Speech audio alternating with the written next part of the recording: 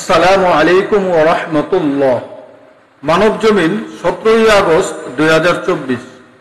অনলাইনে একটি প্রবন্ধন দেখছি, বিচারপতি খায়রুল কেন সততার আশ্রয় নিয়েছিলেন। ব্যারিস্টার নাজির আহমেদ লেখাটি লিখেছেন। জাতীয়ভাবে আমাদের সাধারণ একটা অভ্যাস বা প্রবণতা হচ্ছে, আমরা কোনো সমস্যা বা সংকটে গভীরে যাই না। আমরা যা চোখে দেখি তা নিয়েই মাতামাতি, তর্কাতর্কি ও গালাগালি করি। এ যেন কঠিন এক রোগের কারণ ও উপসর্গ নির্ণয় না করে সাধারণ প্যারাসিটামল দিয়ে তার প্রতিকারের চেষ্টা করা, এতে হিতে বিপরীত হয়।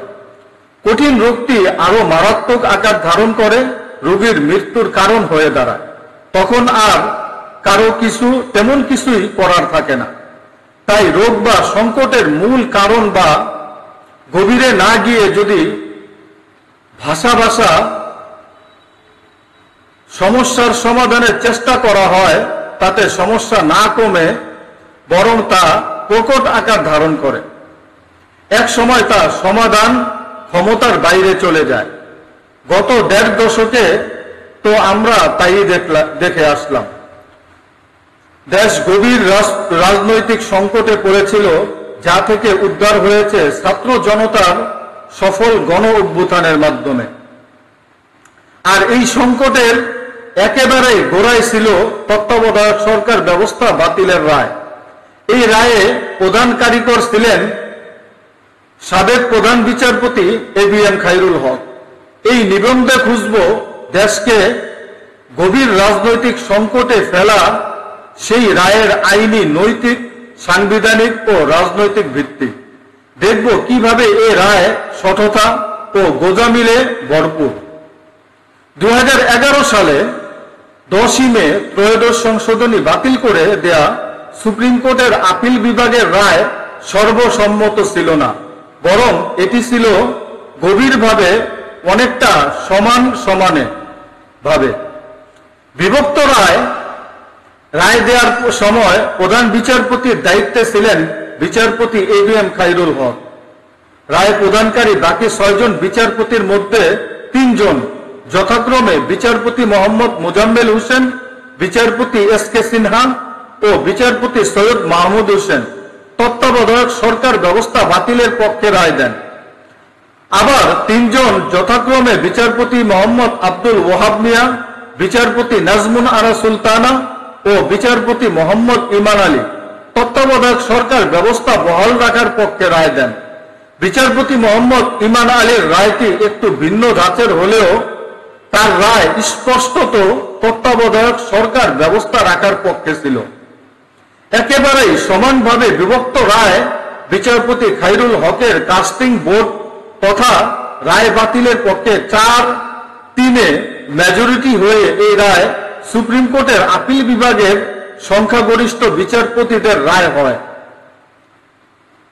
4:3 এর সংখ্যাগরিষ্ঠতায় ত্রয়োদশ সংশোধনী বাতিলের রায়ে তত্ত্বাবধায়ক সরকার ব্যবস্থায় আওতায় পরবর্তী 2টি সংসদ নির্বাচন তত্ত্বাবধায়ক সরকারের অধীনে হতে পারে বলে মত দেয়া হয়। ওই সময় সংক্ষিপ্ত রায়ে সুপ্রিম কোর্টের আপিল বিভাগ বলেন, বিদায়ী প্রধান বিচারপতি এবং আপিল বিভাগের বিচারপতিদের বাদ রেখে সংসদ এ সরকার পদ্ধতি সংস্কার করতে পারে। ওই সংক্ষিপ্ত রায়ের উপর ভিত্তি করে পূর্ণাঙ্গ রায় বের হবার আগেই তড়িঘড়ি করে সংবিধান সংশোধন করত তত্ত্বাবধায়ক সরকার ব্যবস্থা বাতিল করে তৎকালীন মহাজোট সরকার। অথচ পরবর্তী 2টি সংসদ নির্বাচন তত্ত্বাবধায়ক সরকারের অধীনে হতে পারে বলে যে গুরুত্বপূর্ণ মত সর্বোচ্চ আদালত থেকে দেয়া হয়, তা আমলেই নেয়নি সরকার। এতে তড়িঘড়ি করার কি দরকার ছিল? পূর্ণাঙ্গ রায় বের হলে পুরো রায়ের ব্যাখ্যা ও চুলচেরা বিশ্লেষণ করার সুযোগ থাকত সর্বোচ্চ আদালতের পুনর্বিবেচনা করার আবেদনের অধিকার। যেহেতু 3:3 এ সমানভাবে বিভক্ত রায় বিচারপতি খায়রুল হকের কাস্টিং বোর্ড তথা রায়ে মেজরিটি হয়েছিল এবং বিচারপতি খায়রুল হক যেহেতু সংক্ষিপ্ত আদেশের পরপরই অবসরে গিয়েছিলেন, সেহেতু সমূহ সম্ভাবনা ছিল পুনর্বিবেচনায় রায় পাল্টে যাবার। সংক্ষিপ্ত রায়ের উপর ভিত্তি করে তড়িঘড়ি করে সংবিধান সংশোধন করার কারণে সর্বশেষ এই পুনর্বিবেচনা করার আবেদনের সুযোগ ও অধিকারটিও থাকলো না। এই রায়কে ঘিরে পর্দার আড়ালে কি হয়েছে তার কিছুটা আন্দাজ মিলে কয়েকটি তথ্য ও প্রমাণ থেকে। বিচারপতি এবিএম খায়রুল হক ওপেন কোর্টে তার সংক্ষিপ্ত আদেশে পরবর্তী দুটি সংসদ নির্বাচন তত্ত্বাবধায়ক সরকারের অধীনে হতে পারে বলে মত দেন, কিন্তু সরকার সংক্ষিপ্ত আদেশের উপর ভর করে সংবিধান পরিবর্তনের মাধ্যমে তত্ত্বাবধায়ক সরকার ব্যবস্থা বাতিল করার পর যখন বিচারপতি খায়রুল হক পূর্ণাঙ্গ রায় প্রকাশ করলেন, তখন পরবর্তী দুটি সংসদ নির্বাচন তত্ত্বাবধায়ক সরকারের অধীনে হতে পারে বলে যে মত দিয়েছিলেন তা আর রাখেননি। কোনো অধিকতর বা পরবর্তী মোর অফ ফার্দার শুনানি ছাড়া এভাবে রায় পরিবর্তন করা যায় না। সঙ্গত কারণে প্রশ্ন উঠে, কেউ কি তাকে চাপ দিয়েছিলেন বা কারোর সাথে কোনো যোগ সাজশে তেমনটি করা হয়েছিল? শোনা গেছে বিচারপতি খায়রুল হক অবসরের পর রায় লিখে জমা দেওয়ার পর আবার নিয়ে সংশোধন করে লিখে আবার জমা দিয়েছিলেন। এমনটি কি তিনি করতে পারেন? উন্নত বিশ্বে এইভাবে রায় পরিবর্তন করাকে সিরিয়াস জুডিশিয়াল মিসকন্ডাক্ট বা বিচার সম্পর্কিত গুরুতর অসদাচরণ হিসাবে দেখা হয়। আশ্চর্যের বিষয় হল, বিচারপতি খায়রুল হক প্রধান বিচারপতি হিসেবে অবসর গ্রহণের অব্যবহিত পূর্বে সংবিধানের ত্রয়োদশ সংশোধনী সংক্রান্ত মামলার আপিল শুনানি করেন এবং একটি সংক্ষিপ্ত বিভক্ত আদেশ দেন। এর পরপরই তিনি অবসরে যান এবং 747 পৃষ্ঠার পূর্ণাঙ্গ রায় লিখেন ও স্বাক্ষর করেন। অবসরে যাবার প্রায় 16 মাস পরে এখন প্রশ্ন হচ্ছে, তিনি যখন খুব শিগগিরই অবসরে যাবেন এবং এর ভিতরে পূর্ণাঙ্গ রায় লেখা অসম্ভব, তাহলে কেনই বা এই আপিল মামলায় নিজেকে জড়ালেন? তিনি নিজেকে সরিয়ে নিতে পারতেন। সম্পূর্ণ শ্রদ্ধা রেখেই বলছি, তিনি এই মামলার আপিল শুনানিতে অতি উৎসাহী ছিলেন কেন? ত্রয়োদশ সংশোধনীকে হাইকোর্টের 3 জন সিনিয়র বিচারপতি সর্বসম্মতভাবে বৈধ বলে ঘোষণার পর আপিল 5 বছরের বেশি সময় ধরে পড়ে থাকলেও বিচারপতি খায়রুল হক তা হঠাৎ করে অবসরে যাবার ঠিক আগে শুনানি করার উদ্যোগ নেয়ার হেতু কি? তাও ক্ষমতাসীন দল সংসদীয় বিশেষ কমিটি গঠন করে সংবিধান সংশোধনের উদ্যোগ গ্রহণের পর বিষয়গুলো কেবল কাকতালীয় নয়। অবসরে যাবার পর একজন বিচারপতি আর শপথের আওতায় থাকে না। এমনকি একজন বিচারপতি অবসরে যাবার 1 বছরের মধ্যে তাকে রাষ্ট্রের দেয়া বাড়ি, গাড়ি ও স্টাফ ছাড়তে হয়। বস্তুত উনি হয়ে পড়েন একজন সাধারণ নাগরিক। এমতো অবস্থায় কিভাবে বিচারপতি খায়রুল হক অবসরে যাবার প্রায় 16 মাস পর অত্যন্ত স্পষ্টকাতর পুরো জাতিকে নাড়া দেয়া সাংবিধানিক মামলার পূর্ণাঙ্গ রায় দেন এবং তাতে স্বাক্ষর করেন? এটা দুনিয়ার সভ্য দেশের ইতিহাসে বিরল। বিচারপতি খায়রুল হকের উত্তরসূরি সাবেক প্রধান বিচারপতি এসকে সিনহা, যিনি স্বয়ং বিচারপতি খায়রুল হকের সাথে একমত হয়ে তত্ত্বাবধায়ক সরকার ব্যবস্থা বাতিলের পক্ষে রায় দিয়েছিলেন, অবসর গ্রহণের পর রায় লেখা আইন ও সংবিধান পরিপন্থী বলে 2016 সালের 19 জানুয়ারি স্পষ্ট ভাষায় ঘোষণা দেন। এর আলোকে বিচারপতি খায়রুল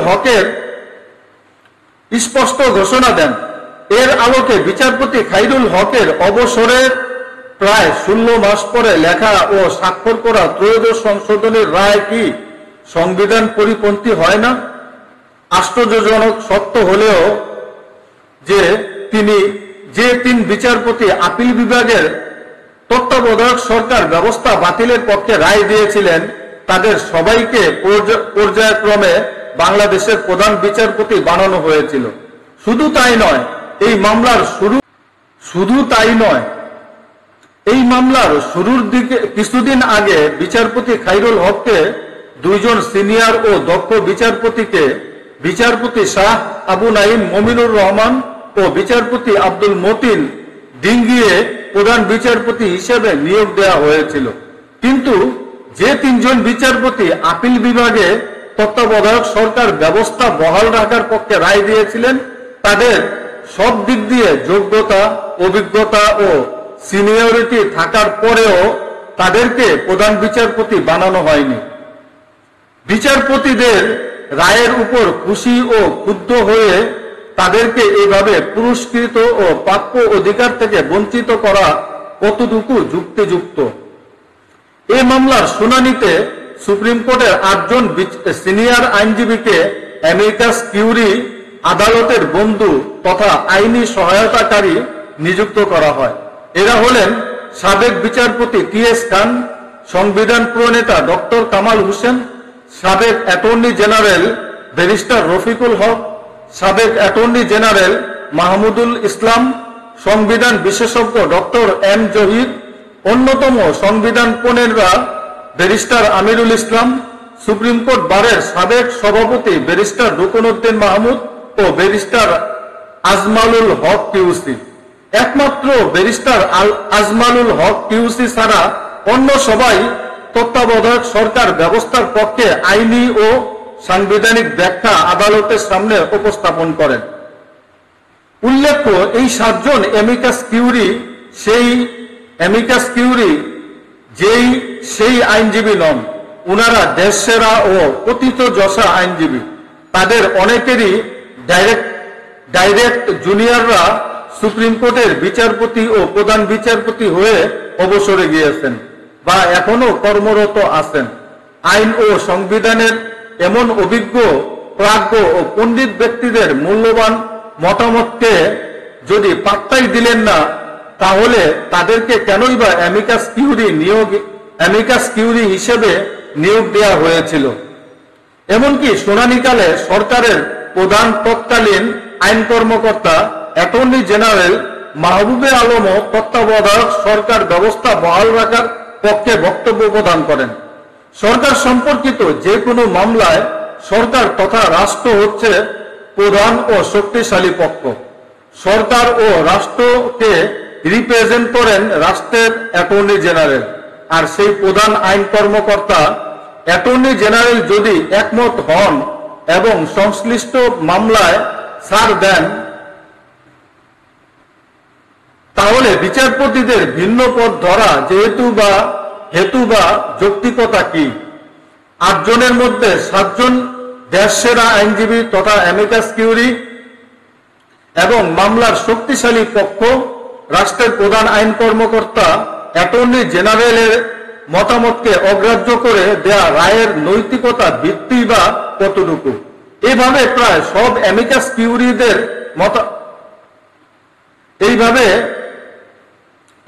কিউরিদের মতামতকে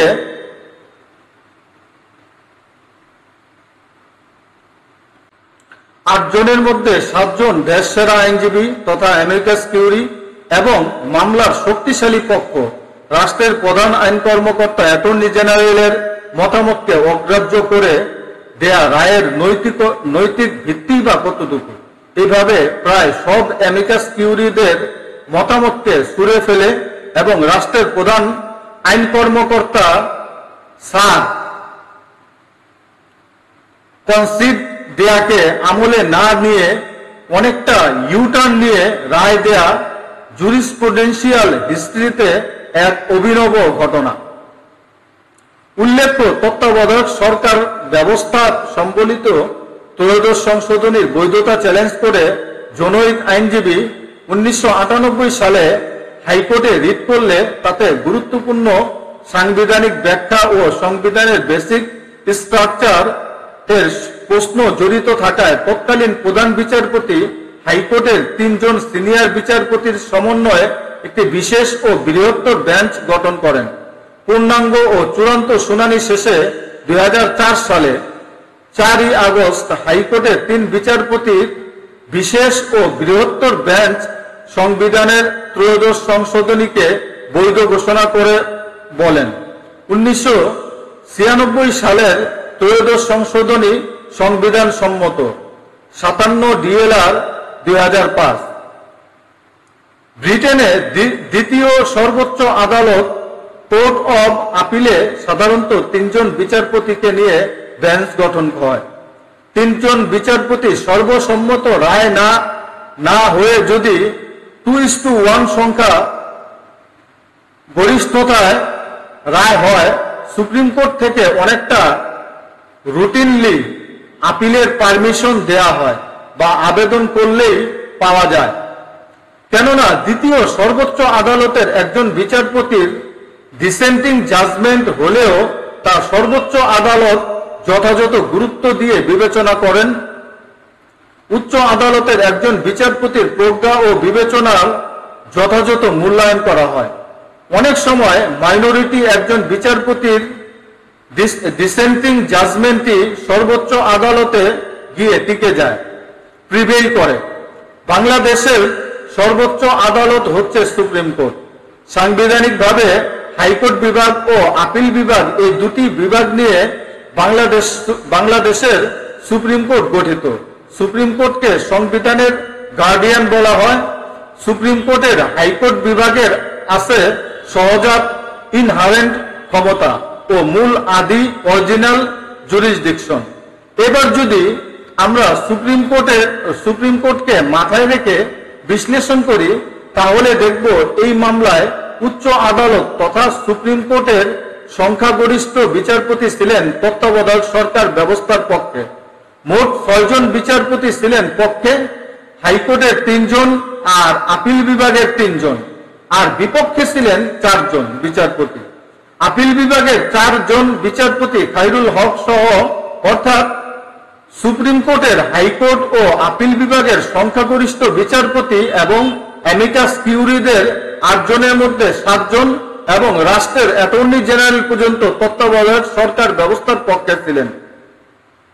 এমন অবস্থার পরিপ্রেক্ষিতে দেয়া একটি রায়কে অজুহাত হিসেবে বলে ও ভিত্তি করে সংবিধান পরিবর্তন করে তত্ত্বাবধায়ক সরকার ব্যবস্থা বাতিল করলেন, তাও তড়িঘড়ি করে পূর্ণাঙ্গ রায় প্রকাশের আগে। এর নৈতিক ও আইনি ভিত্তি কতটুকু সংকট তো সৃষ্টি হয়েছিল তখনই। উল্লেখ্য, ত্রয়োদশ সংশোধনী চ্যালেঞ্জ করে হাইকোর্ট বিভাগে এই মামলা ছাড়া অতীতে আরো একটি মামলা হয়েছিল। সাইদ মশিউর রহমান বনাম বাংলাদেশ মামলার রায়ে বিচারপতি মোজাম্মেল হক ও বিচারপতি MA মতিনের সমন্বয়ে গঠিত বেঞ্চ 1996 সালে তত্ত্বাবধায়ক সরকারকে বৈধ বলে ঘোষণা দেন। 17 BLD HCD 1997। সুতরাং এই 2 জন বিচারপতিদের সংখ্যা বিবেচনায় নিলে বলা যায় তত্ত্বাবধায়ক সরকার ব্যবস্থা সংক্রান্ত মামলায় সুপ্রিম কোর্টের উভয় বিভাগে মোট 12 জন বিচারপতি রায় দিয়েছেন। এর মধ্যে 8 জন 2/3 বিচারপতি তত্ত্বাবধায়ক সরকার ব্যবস্থার পক্ষে, হাইকোর্টের 5 জন আর আপিল বিভাগের 3 জন, আর বিপক্ষে ছিলেন 4 জন বিচারপতি। আপিল বিভাগের 4 জন বিচারপতি। উপরের আইনি দিকগুলো ছাড়াও রাজনৈতিকভাবে তত্ত্বাবধায়ক সরকার ব্যবস্থা বাতিলের নৈতিক ভিত্তি খুবই দুর্বল। আওয়ামী লীগ 2008 সালে নির্বাচনে জয়ী হলেও তাদের নির্বাচনী ইস্তিহারে তত্ত্বাবধায়ক সরকার ব্যবস্থা বাতিলের কোনো প্রস্তাব ছিল না। ফলে তা ছিল জনগণের ম্যান্ডেটের বাইরে গিয়ে সুপ্রিম কোর্টের আপিল বিভাগের সংক্ষিপ্ত রায়ের উপর ভিত্তি করে সম্পাদিত কাজ। স্মরণ করা যেতে পারে যে বর্তমান সরকার ক্ষমতায় আসার পর 2010 সালের জুলাই মাসে তৎকালীন সংসদ উপনেতা বেগম সাজেদা চৌধুরী ও সুরঞ্জিত সেনগুপ্তের যৌথ নেতৃত্বে সংবিধান সংশোধনের লক্ষ্যে 15 সদস্য বিশিষ্ট একটি সংসদীয় বিশেষ কমিটি গঠন করা হয়, যাতে বিএনপি অংশ নেয়নি। কমিটির 3 জন সাবেক প্রধান বিচারপতি, 11 জন শীর্ষ আইনজীবী ও সংবিধান বিশেষজ্ঞ, 18 জন বুদ্ধিজীবী, 18টি জাতীয় দৈনিকের সম্পাদক বা জ্যেষ্ঠ সাংবাদিক, কয়েকটি রাজনৈতিক দল ও সেক্টর কমান্ডার্স ফোরামের নেতাদের মতামত নেয়। বিশেষজ্ঞ ও বিশিষ্ট নাগরিকদের প্রায় সবাই তত্ত্বাবধায়ক সরকার ব্যবস্থা রাখার পক্ষে মত প্রকাশ করেন, কেউই এর বিরোধিতা করেনি। এমনকি ক্ষমতাসীন আওয়ামী লীগও দল হিসেবে কমিটির কাছে তত্ত্বাবধায়ক সরকার ব্যবস্থা বাতিলের সুপারিশ করেনি। এমনকি খোদ প্রধানমন্ত্রীও সংশোধিত আকারে এর পক্ষে বক্তব্য দেন। কিন্তু 2011 সালের 30 মে কমিটির প্রধানমন্ত্রীর সঙ্গে দেখা করলে সবকিছু উল্টে যায়, সবকিছু বদলে যায়। 20 জুন কমিটির অন্য সবার মতামত উপেক্ষা করত, একেবারেই 360 ডিগ্রি ইউটার্ন দিয়ে নতুন করে তত্ত্বাবধায়ক সরকার ব্যবস্থা বাতিলের সুপারিশ করে। পায়ে কুড়াল তো তখনই মারলেন। দেশকে গভীর সংকটে ফেলার প্রধান কারণ হচ্ছে আদালতে সংক্ষিপ্ত রায়ের দোহাই দিয়ে সংবিধানের ত্রয়োদশ সংশোধনী তড়িঘড়ি করে বাতিল করত। তত্ত্বাবধায়ক সরকার ব্যবস্থা বাতিল করা যে রায়ের দোহাই দিয়ে দেয়া হয়েছিল তার প্রেক্ষাপট ও ধরন বিশ্লেষণ করলে দেখা যায় যে তত্ত্বাবধায়ক সরকার ব্যবস্থা বাতিলের রায়ের আইনি, নৈতিক ও সাংবিধানিক ভিত্তি খুবই দুর্বল ও গলদপূর্ণ ছিল। নৈতিকভাবে সেই রায় ও তার উপর ভিত্তি করে সংবিধান সংশোধন অনেক শঠতা, ধূর্ততা, অতি উৎসাহ ও গোজামিলে ভরপুর। এই শঠতাপূর্ণ রায় পলাতক প্রধানমন্ত্রী শেখ হাসিনাকে তত্ত্বাবধায়ক সরকার ব্যবস্থা বাতিলের ক্যাটালিস্ট হিসেবে কাজ করেছে, তাকে দানবে পরিণত করতে সহায়তা করেছে। অথচ তত্ত্বাবধায়ক সরকার ব্যবস্থা থাকলে 2014 সালের নির্বাচনে আওয়ামী লীগ হয়তো ক্ষমতায় আসতে পারত না, তবে 2018 সালে তাদের ক্ষমতায় আসার সমূহ সম্ভাবনা ছিল। শেখ হাসিনা ও তার দলের বর্তমান অবস্থা হতো না, দেশের অপরিসীম ক্ষতি হতো না বটেই। শেখ হাসিনা ও তার দলের বর্তমান অবস্থার জন্য বিচারপতি খায়রুল হক সরাসরি দায়ী। তাকে আইনের আওতায় এনে দৃষ্টান্তমূলক শাস্তি নিশ্চিত করা দরকার দেশ ও জাতির স্বার্থে, যাতে করে এমন বিচারিক নৈরাজ্য ভবিষ্যতে কেউ করতে না পারে। মিডিয়ায় দেখলাম প্রধান বিচারপতি স্ট্যাটাস নিয়ে দীর্ঘদিন ধরে আঁকড়ে থাকা আইন কমিশনের চেয়ারম্যান পদ থেকে বিচারপতি খায়রুল হক পদত্যাগ করেছেন। কেবল পদত্যাগই সবশেষ? তাকে বরং আইনের আওতায় এনে দৃষ্টান্তমূলক শাস্তি নিশ্চিত করলে এটা ডেটারেন্স হিসেবে কাজ করবে। বর্তমান আইন উপদেষ্টা ডক্টর আসিফ নজরুল মহোদয়কে প্রিন্ট ও ইলেকট্রনিক মিডিয়ায় বহুবার বিচারপতি খায়রুল হকের রায়ের তীব্র সমালোচনা করতে দেখেছি। তার বিচারও দাবি করেছেন তিনি অনেকবার। সেটা বাস্তবায়নের সুযোগ এখন তার হাতের মুঠোয়। নাজির আহমেদ বিশিষ্ট আইনজীবী, রাষ্ট্রচিন্তক, সংবিধান বিশেষজ্ঞ এবং ইংল্যান্ডের প্র্যাকটিসিং ব্যারিস্টার।